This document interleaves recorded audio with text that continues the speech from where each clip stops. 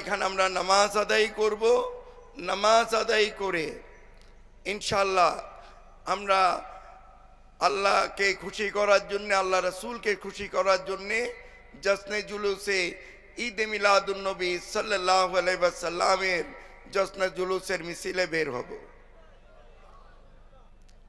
প্যারে হাজরিন, যে যেখানেই আছেন, আমি মাহফিল কমিটিকে বলবো রাস্তার দুপাশে বিছনা বিছাইয়ে দিতে, যেন আজানের সাথে সাথে মুসল্লিরা কাতারবদ্ধ হয়ে বসে যেতে পারে। ইনশাআল্লাহ জামাত হবে।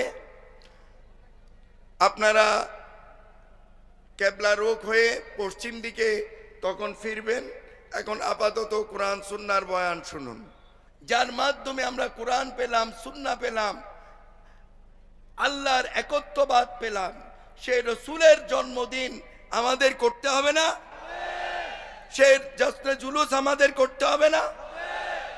শুধু জশ্নে জুলুস করলে চলবে না, কোরআন সুন্নাহ ভিত্তিক জীবন ব্যবস্থা গঠন করে সবাইকে মুমিন মুসলমান হতে হবে।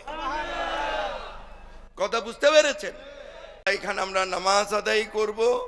নামাজ আদায় করে ইনশাআল্লাহ আমরা আল্লাহকে খুশি করার জন্য, আল্লাহ রাসূলকে খুশি করার জন্য জশ্নে জুলুসে ঈদে মিলাদুন নবী সাল্লাল্লাহু আলাইহি ওয়াসাল্লামের জশ্নে জুলুসের মিছিলে বের হব।